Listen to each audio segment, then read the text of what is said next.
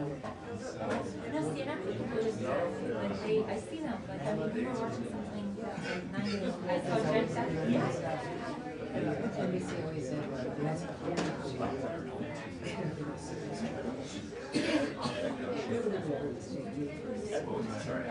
exactly, you know.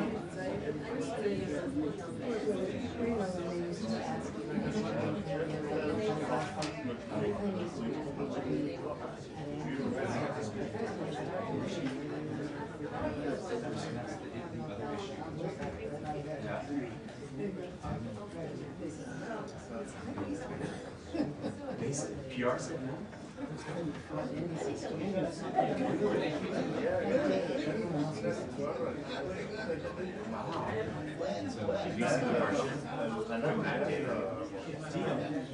The main reporter role was Red Flight Day. Yeah. I was very jealous of that. The Martian, that day. Yeah, so Not saying we get stuck on Mars.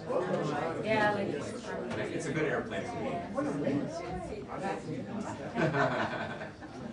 But Fred had this fun reporter role. And of course, like you said, we'll Jake Pepper also. Yeah, I think so. And I saw Aaron Burnett one.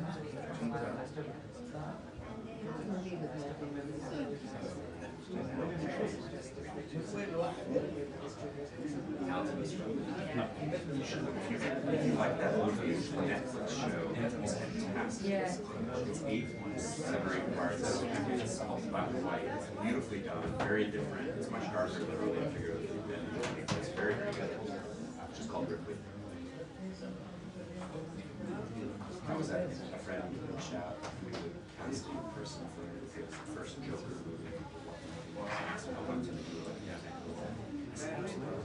and it didn't get me because I didn't have a SAG card. So it would have been too complicated. Screen actors are not part of the movie. Can you just not sign up? I don't know how it works. That was the excuse. Like, you are.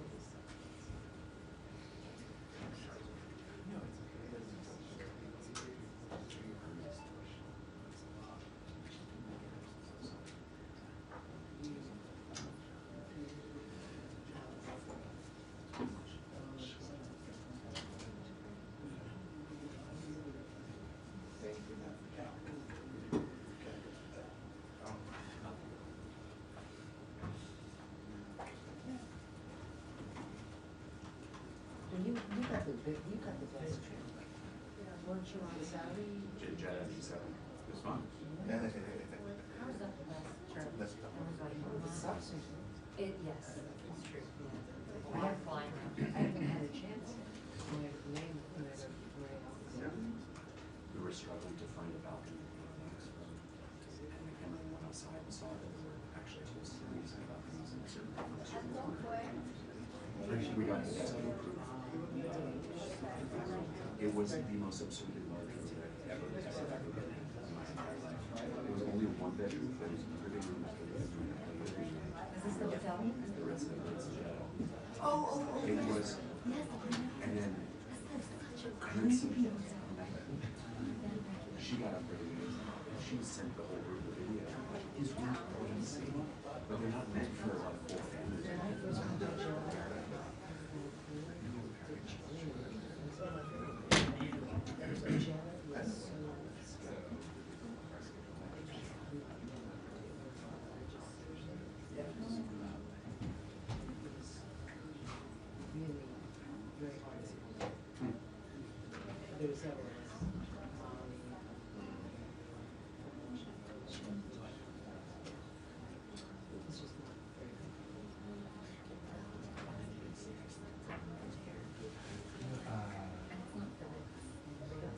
Right. It's rally. It's an old. yeah.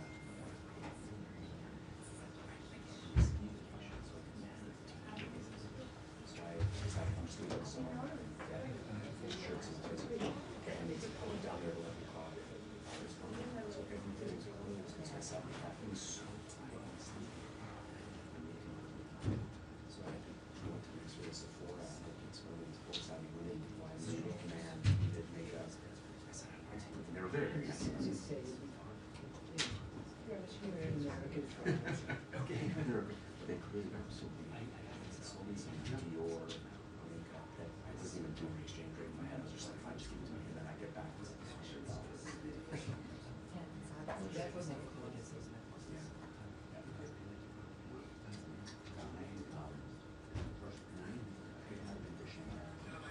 And so I was like, I haven't been on enough trips, and so I was like, sacrifice for shit. Oh, sorry. So you could show.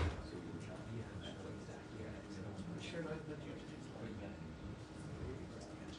Was there any accents? More than From him, where's down, yes, he was very eager to do that. Back on this sort of she said it was interesting because it was very chill. Most of the profile of people who were there, we never once got wanted or So did you do 2 trips? they were back to back, they were together. Oh, you went to Canada? Yeah, it was just the one. That was the long way. Oh. I joined with you.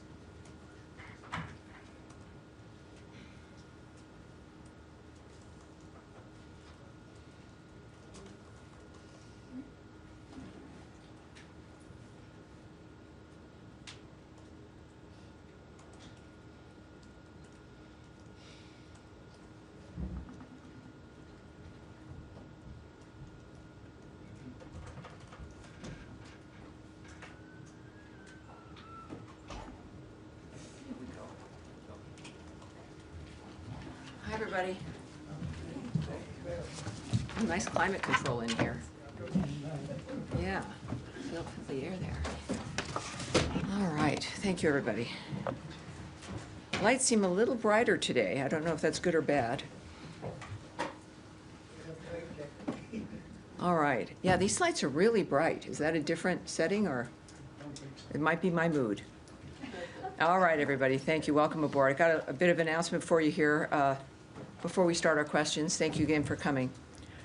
I'm Tammy Bruce, obviously the spokesperson for the State Department. Thank you very much for being here. As Secretary Rubio said, George Glesman is free. George was wrongfully detained in Afghanistan for 2.5 years. He arrived at Joint Base Andrews earlier today, where he was greeted by his wife and a small welcoming party. Ryan Corbett, who had been held in the same cell as George in Afghanistan, was there with his wife, Anna. After a brief ceremony, George and Alexandra flew to another location in the United States to rest and recover. We are grateful for the government of Qatar's support in bringing George home. The United Arab Emirates also played a role in facilitating the initial discussions. We remain deeply concerned about the well-being of Mahmoud Habibi and other Americans still detained in Afghanistan. The safety and security of Americans abroad remains a highest priority of this State Department, and we are working tirelessly to bring Americans home. In addition, for the first time, the United States is sanctioning a so-called teapot refinery in China for purchasing millions of barrels of oil worth approximately $500 million. We are also sanctioning several additional entities and vessels in Iran's shadow fleet for shipping millions of barrels of Iranian oil to China. Iran's behavior across the globe threatens U.S. national security interests. President Trump has reimposed a maximum pressure campaign designed to end Iran's nuclear threat, curtail its ballistic missile program, and stop it from supporting terrorist groups. The maximum pressure campaign is designed to drive Iran's oil exports, which it uses to fund its destabilizing activities, to zero. This includes oil exports to China. Now, also, we know that President Trump has never forgotten or stopped fighting for justice after Sarah Root was tragically murdered in 2018 by an illegal alien who was driving under the influence and became a fugitive from justice. Today, 9 years after Sarah's passing, the night of her college graduation, her parents will know that their tireless advocacy was not in vain. Justice and accountability under the Trump administration prevailed as the culprit of Sarah's death has been extradited from Honduras to the United States so he can face justice once and for all. I want to express, this is the Secretary's statement, he wants to express his gratitude to the Honduran government for their cooperation in this extradition. So that is a statement that's been on the record from the Secretary of State, Marco Rubio, about this excellent turn of events regarding Sarah and the justice now that her parents and her family will be able to enjoy. And I would like to open it up for questions, thinking you might have some. Yes, sir. Oh, Matt. I wanted to just make sure he was watching and listening, Matt Lee. I was actually going to say that I don't really have anything to big I psychically could tell because the page in front of you, sir, is blank. So let's do something different. We'll come back to Matt so he can recover. Yes, sir. Never think of usurping Matt. And let's also do, for people who are watching at home, obviously my fourth briefing. At some point, I won't keep numbering them, but a lot of new people keep watching every time, and it's the American people wanting to get a sense of what is on your minds, what we're doing, and I look forward to doing that. So let's go. 2 questions for you. First off, hope you're doing well. Thank you. Yesterday, the interesting combination of Elizabeth Warren and Joe Wilson sent a letter to Secretaries Rubio and Bessent inquiring about the possible unwinding of broad sanctions on Syria, including investment sanctions, which leads to the question, where does the State Department stand right now on Syria? Is it more the European flavor of kind of opening up the arms a little bit? Is it Israel's view of staying away? It's too dangerous right now. If you can give an overview, it'd be great. I can give you a little bit, certainly. I don't know if a full overview or not, but we are monitoring the Syrian interim authorities' actions in general across a number of issues, as we determine and think about the future U.S. policy for Syria. We also continue to call for an inclusive civilian-led government that can ensure national institutions are effective, responsive, and representative. Local ownership and broad societal support is necessary for stability in Syria and the region, as recent deadly violence on the coast demonstrated. Long-term stability and prosperity for the people of Syria requires a government that protects all Syrians equally. Ultimately, the United States wants a Syria that lives in peace with its neighbors, respects human rights, and prohibits terrorists from using its territory as a safe haven. Clear designs there, clear parameters, easy to understand, and we're watching to see how they behave and how they react. Second question for you. U.S.-South Africa relations obviously not good right now after declaring the ambassador persona non grata. A new issue arising now, the South African presidency putting pressure on the Johannesburg City Council not to move forward with an effort to rename the street upon which the U.S. consulate resides in honor of a Palestinian hijacker. That move by the South African presidency, is that as a result of direct pressure from the State Department, or is that being done on their own volition to try to mend fences?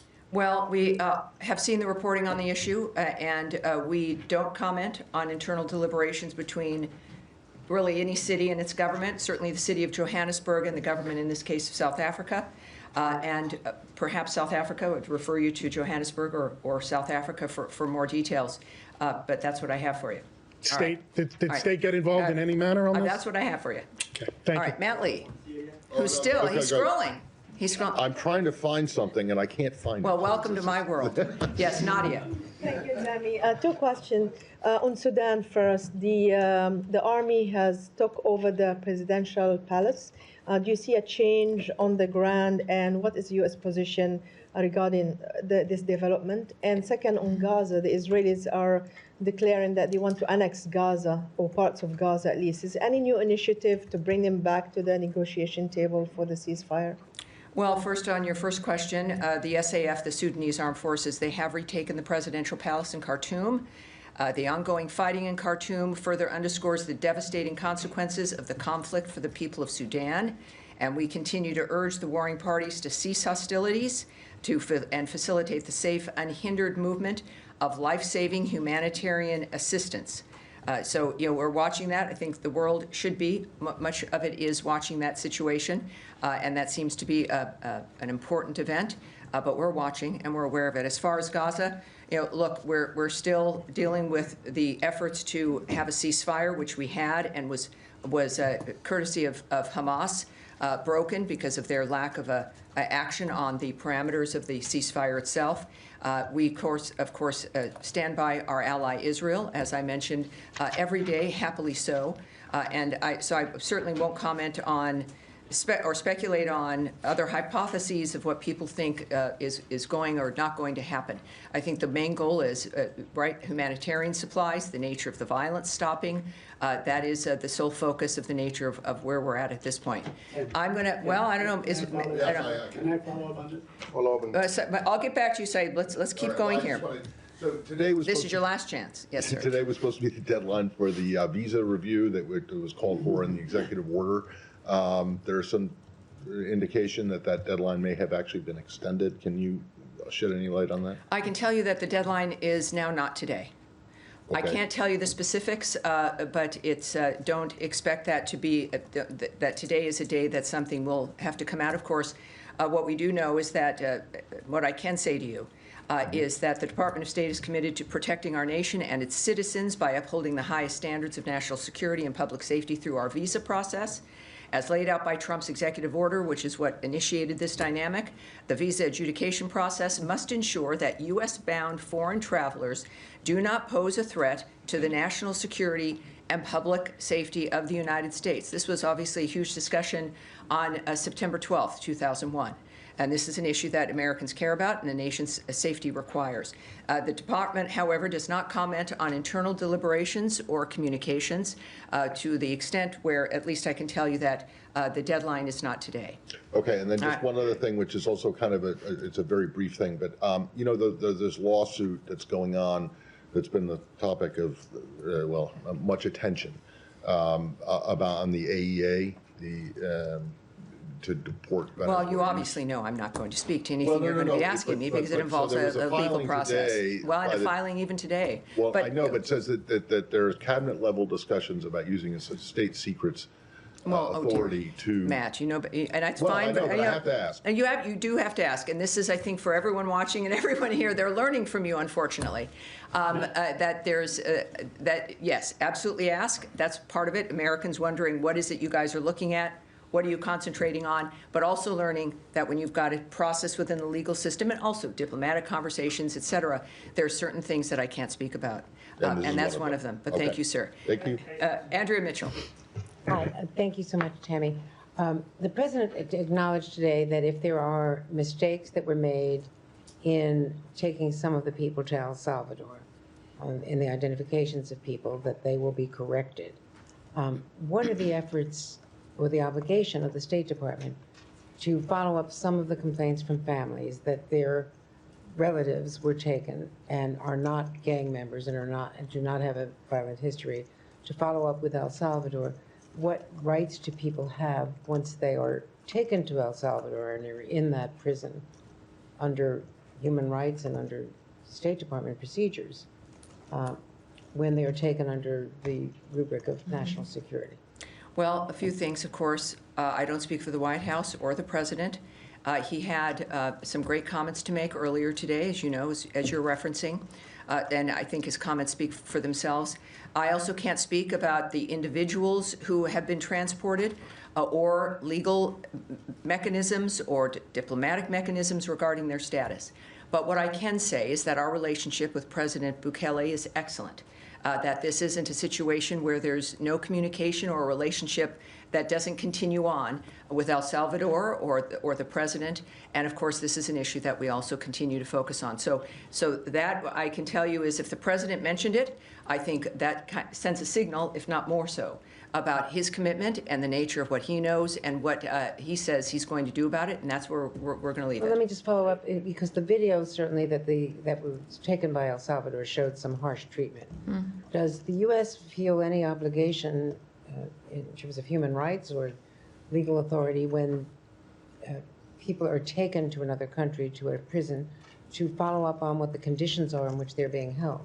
Well, again, that is also DHS. It's not the State Department's purview in that kind of a framework. Even the removing of people from the country is not the State Department's purview. That's a question for the DHS, but it's certainly not something I can even speculate on, or I'm not going to speak on the nature of El Salvador's process and how it handles the nature of the people that they repatriated. They're taken under the authority of the Secretary of State. Well, that was And his implemented by the declarations. Department of Homeland Security. So, yes. All right, now, Jen, yes. Humera from Reuters. Humera. No, that's okay. This is, in all honesty, and if I was on Broadway, it might be a different situation. It's kind of hard to see. So you'll have to forgive me in the sense of that. Humera, Okay. yes. Thanks, Tammy. Just a few follow-ups to colleagues' questions, and I need to take this out. Nadia asked about Defense Minister Katz's comments about annexation. I just want to make it clear, does the Trump administration support Israel annexing or permanently holding territory in Gaza? And is the administration doing anything specifically to reopen the border for the flow of humanitarian aid? Again, we're in a dynamic where there is diplomatic conversations happening. We're still working to implement ceasefires and dealing with issues and questions regarding what can happen on the ground when there's still hostilities and still conflict. I will not speak to or guess about what the president is going to do, what he's thinking. It's not my place. And the good news is we have a president and a secretary of state, as I've mentioned a few times, that are not shy men, that you will hear from them, and you do, courtesy of social media, courtesy of statements from this department or the White House. So it's certainly not my place. We want to have facts of the matter that I can state to you regarding our positions. And it is, I think, as I've mentioned to many of you, after 25 plus years of being on talk radio and television, where there is guessing or opinion we can't do that. And so I'm clearly very strict in that regard. One more. Yeah, yes, can I yes, have sir. one more on Syria? One more on Syria. Okay, thank you. And thanks for that serious statement. That might actually be the clearest and the first time that administration talked about Syria. So my follow-up is this. Can I mention, though, in the midst of that? Sure. It is because of your questions, the nature of what your interests are, and the importance of what I think we encourage here when it comes to, there's all kinds of countries and cities that are in the news all the time, but things are happening all around the world that affect all of us. And it's that kind of modern age, and it's exciting to be able to look for those answers and at least provide some insight. So I'm sorry, go ahead. There is a big expectation for any sanctions relief that U.S. could give to Syria. Is this something the administration is thinking about, and what would it take to give sanctions relief to Syria? There the sanctions dynamic has not changed, and there's no plans to change it at this point. But there is, so the existing measures that have always existed remain, and I understand why that's a question. But we have authorized Syria General License 24, which allows for transactions meant to help stabilize Syria. So it is not a blanket block, but the previous measures remain, but there is General License 24, again, that allows for transactions to help facilitate the stabilizing of that nation. All right, yes, sir. This thing on Syria. You speak a little bit on Syria. I was wondering what's the State Department assessment on the new Syrian constitution that was drafted by the interim authority, which the draft was rejected by the minority groups, and they are saying that it has grants likely no rights of these minority groups, like Kurds and Druze. So one thing I can tell you, we are following developments that Ahmed al-Shara signed, signed a so-called constitutional declaration, and note concerns expressed around consolidation of power by al-Shara. We continue to call, as I've mentioned in my first part of my statement, for an inclusive, civilian-led government to ensure national institutions are effective, responsive, legitimate, and representative. And we are continuing to watch the interim authorities' actions to see if they guarantee equal rights and treatment for all Syrians and preserve individual freedoms as outlined in that constitutional declaration. So we continue to watch, and I think that will bear out the nature of what it is we're dealing with. Bottom line, we continue to stand with the people of Syria. And a question on Iran. You spoke about Iran too, and that the policy of this administration is very clear. I'm sorry, I'm not here. Can you start again, please? Yeah, sure. You spoke about Iran, and I think that the policy of this administration towards Iran is pretty much clear. But the Iranian has rejected direct talks with you. But my question is that what other options are on the table when it comes to Iran and make Iran that not pursuing getting a nuclear weapons?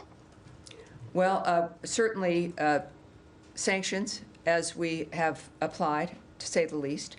Iran's behavior, as we know, across the globe threatens U.S. national interests, which is why President Trump has reimposed the maximum pressure campaign designated to end Iran's nuclear threat, curtail its ballistic missile program, and stop it from supporting terrorist groups. The president has made clear Iran can never have a nuclear weapon. And that includes, again, the sanctions of nations that are assisting that framework, the sanctions, again, on a company regarding China. And there's a number of things diplomatically that can be done. This administration has been very effective in that regard, considering their position regarding stopping malign behavior while also believing that wars have to end, to say the least. All right. Yes, Saeed, you asked before. Keep going. Thank you, Tammy. Just to follow up on the annexation issue, because it's a big issue. It's been the American position, the steadfast official position, that no to reoccupying Gaza and definitely no to annexation. So do you feel that the U.S. is going to stick to this policy, or there's going to be some change regarding this issue? And then I have a follow-up on the humanitarian situation. Well, and I know you ask, and I appreciate your passion and asking about the humanitarian situation. That's what we all think about. We think about it here at State in a certain fashion, and you do yours. But again, when we think about rumors or suggestions or hypotheses or things talked about in the media is not a basis for my commentary about whether or not something is or is not going to happen. What I've expressed to you what we do know is what is public and what is the policy of this administration, certainly that Secretary Rubio is committed to, which is ending bloodshed. Now, so there's the talk about annexing things, or that is, if anything, for those of you who care about these issues, it is a distraction to move past the nature of what's going on now with one cause, which is Hamas's attitude and actions. And while we have to deal with what is continuing and not happening because of their choices, we are continuing to try to stop that. So it's interesting that we can continue to keep in light, sir, just a minute, keep in our minds the nature of what's in front of us, which is still to stop the wholesale slaughter of people, the use of other individuals as human shields, the general chaos that causes, and the fact that there are ways to stop it. And that's what we're working on now. But others, perhaps, they want us to always talk about something else to get people distracted about that thing, so you stop looking at what is the thing that we need to deal with immediately. And I look to the Trump administration and to Secretary Rubio as examples of keeping their eyes on the prize and working methodically in this moment to get us to where we need to go. Just to follow. Yeah. Yes, go ahead. I'm going to switch topics, so if you want to stay on the region. Well,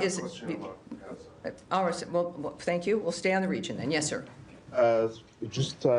Tammy just mentioned that your goal is to stop the war and to let the humanitarian aid get inside Gaza, and this is, I believe, the goal of everyone else. Mm-hmm. But according to the UN, Israel stopped aid from going through the crossing 20 days now, consecutively. This is the longest since October 7. And this happened before the renewed airstrikes now. So there was no military operations in the region that prevent aid from going in.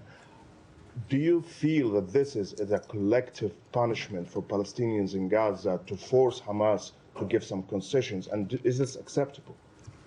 Well, when you're asking me if I feel something, obviously I'm not going to go into a soliloquy of what I feel. What I can tell you is I also won't speak about a hypothetical or a separate report of what has happened with Israel. You would need to ask the Israeli government about if something occurred that you believe occurred or want clarity on. I don't speak for the Israeli government or for their prime minister. I speak for the U.S. State Department that has an interest in it. But you're asking a question we probably could discuss over dinner.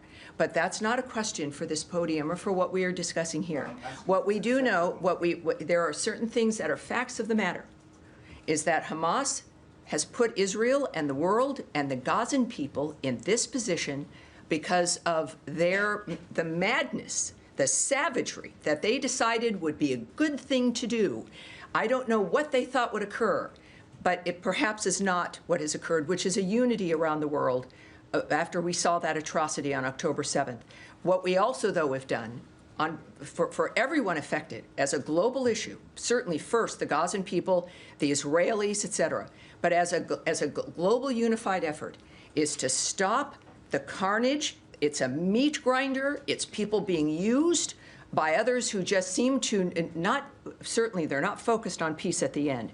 It is Hamas who needs to be asked certain questions about why this continues, because this has been their choice.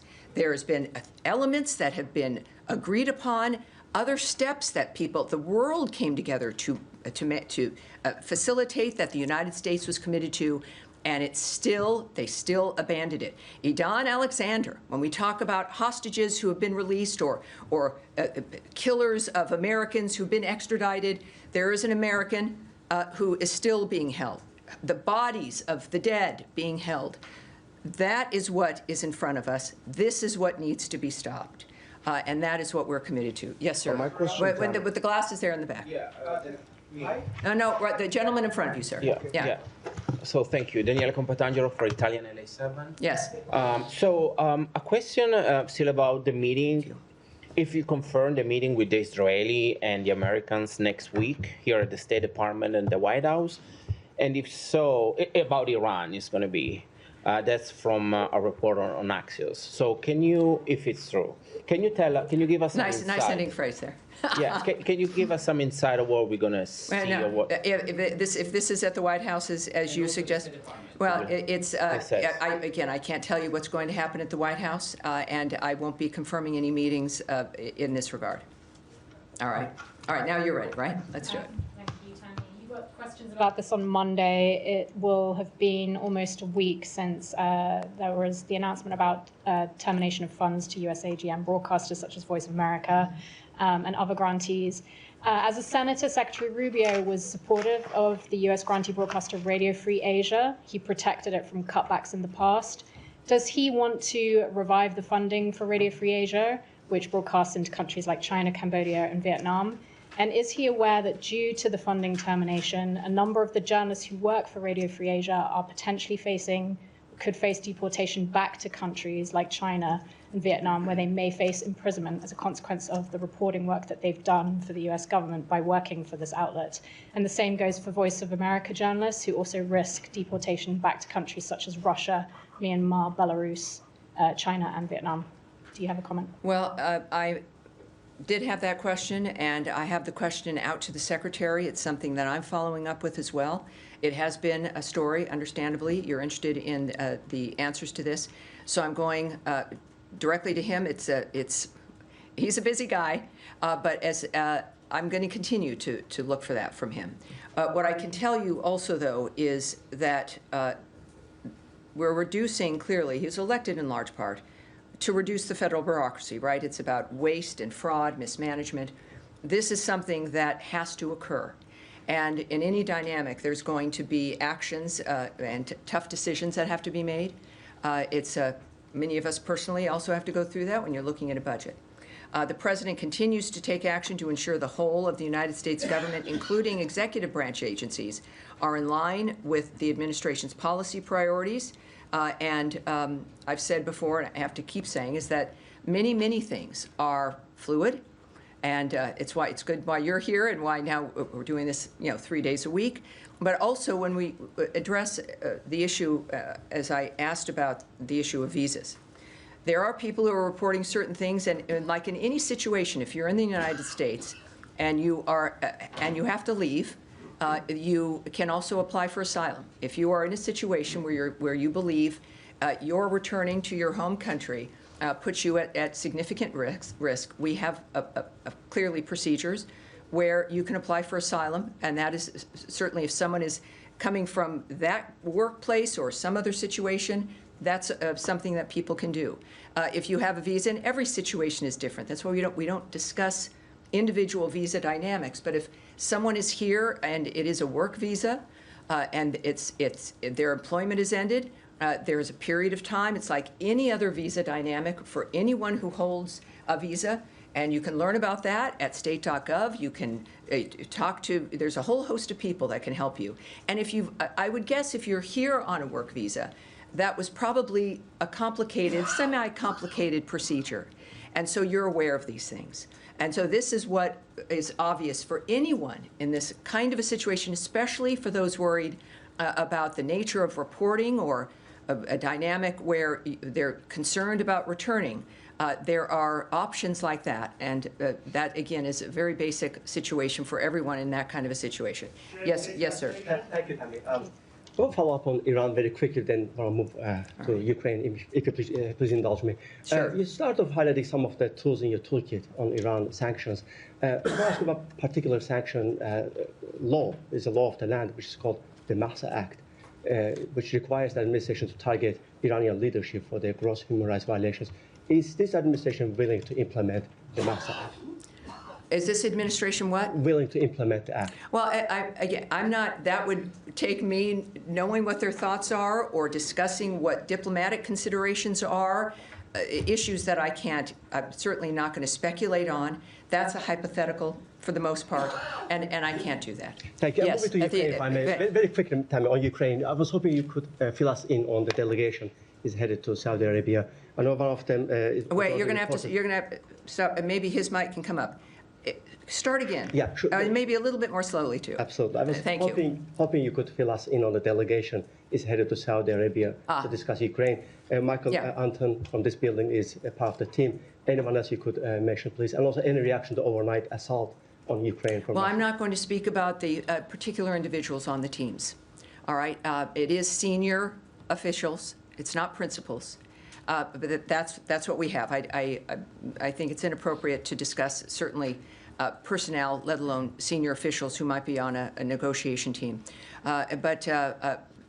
Yeah, it's a dynamic that clearly we'll get the results from. We'll see the details, and then we can make some assessments about perhaps who was involved and where we go next. All right, now at the end of the row here, yes, ma'am, go ahead, please. My question is on Afghanistan. After 4 years, for first time, American delegate traveled to Kabul yesterday and discussed with the Taliban senior leader. My question is, does it mean the new diplomatic approach from United States towards Taliban?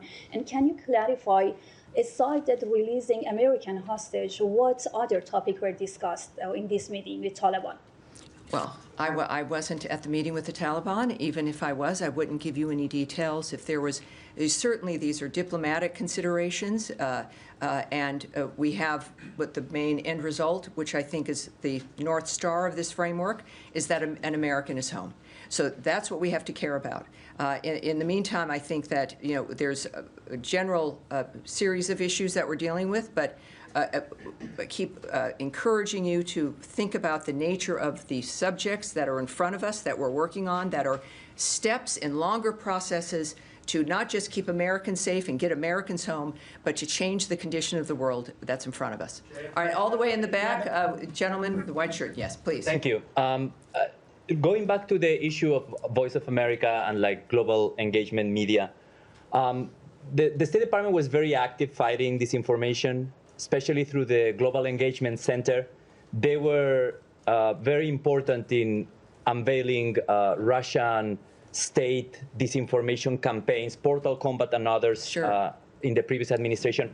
I wanted to ask you if the Global Engagement Center is still active. How concerned are you that RT, Sputnik News, all that Russian disinformation outlets are going to be countered now without American state media to counter their narratives and what they have been doing in the past years? Well, that is a stretch here, and I've mentioned this on Wednesday, that we do have a lot of very familiar structures and systems that are changing. And that doesn't mean that the work stops. It means that the efforts and the outreach and the engagement will look different, perhaps. But our values and what has informed the United States of America from day one through all of this time hasn't changed, and it's why we remain the greatest and the strongest country in the world. And we can have these conversations, but while we're in the process of change in this fashion, it's the change of an administrative structure regarding taxpayer dollars as we assess, is the money we're spending, does it align with the values, with the agenda of the Trump administration that the American people overwhelmingly voted for to get things done? And it doesn't mean burning the house down. It means looking at how we can make it better, what needs to be changed, what needs to be reformed, so that we can spend money in a smarter, more efficient way. So yes, certain entities, certain buildings will be housed differently. Certain attitudes will perhaps change. But the goals and the attitude and the values of the United States not only haven't changed, they've been highlighted by the election of Donald Trump.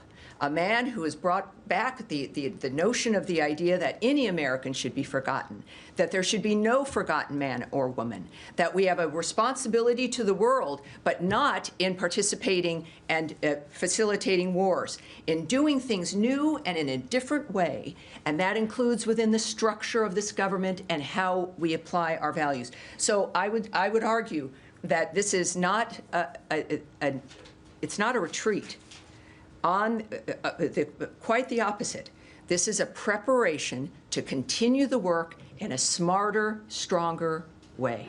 All right, we'll take one more question. Yes, Alex. If I could just follow up on my colleagues' questions, could you take us through the choreography of this weekend at these technical talks? Is it over multiple days? How are they dividing up the two different countries? And then I'll have a follow-up on the Taliban question as well. Yes, this is held very close. This is all very serious, and so I'm not going to answer the details of how it's unfolding. When this is complete, I will pursue the nature of getting some answers and the specifics for that for you. And I do believe one thing I can say is, like with everything with President Trump and Secretary Rubio, things happen quickly. So I would suspect that we will have answers on this very soon. Thank you. And then in terms of just the Taliban, and that was an unusual meeting. It wasn't just Adam Bowler, who's in charge of getting hostages out, but he was joined by Zalmay Khalilzad. Does he have a formal role within the Trump administration? And Palestinian-American billionaire Bashar al-Masri was also there. Can you clarify both their roles? Yes. There is no one with an official government role, the gentleman you mentioned. This was certainly not a negotiation. There was no swap made. There was no thing given to accomplish this. As a matter of fact, other hostages from Afghanistan were released on the day of Trump's inauguration, so a little bit afternoon on the 20th. So I think this is, in addition to terrific envoys who know how to handle this situation, it is also the impact of a strong America led by a man who is known to do what he needs to do to accomplish his mission. And that is, I think, often an unusual situation. So I hope that answers your question. Why were they there if they don't have official roles? Well, I can't speculate on that. That's something, though, at some point. But I certainly am not in a position to speculate about why they were. Yes, ma'am, the white jacket, and then that's going to be it for today. Sure. After the Istanbul Mayor İmamoğlu's arrest this week, there are indications that Turkish government is now canceling the main opposition party's latest party convention and will appoint a trustee for the main opposition. What is the U.S. government's reaction to this? Because there are opinion reports mentioning that this operation came right after President Trump and Erdogan's phone call. Is this still internal legal process matter in your view? What's your outlet again, by the way? Oh, great, great. Welcome aboard. Well, I can tell you a few things. First, we're following the events in Turkey, as you might imagine, including the reported detention of the Istanbul mayor and a large number of municipal employees, journalists, and other individuals. We would refer you to the government of Turkey for comments on internal judicial matters.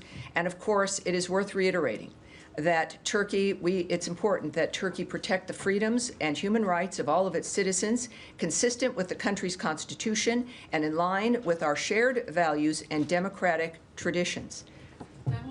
Corruption charges, mayor facing, of course, but how about appointing a trustee for the main opposition? Do you have anything on that? Well, if that is going to come up, it's not, again, my place to discuss it or to surmise or to hypothesize either. I think that's going to be it for today. All right, everybody.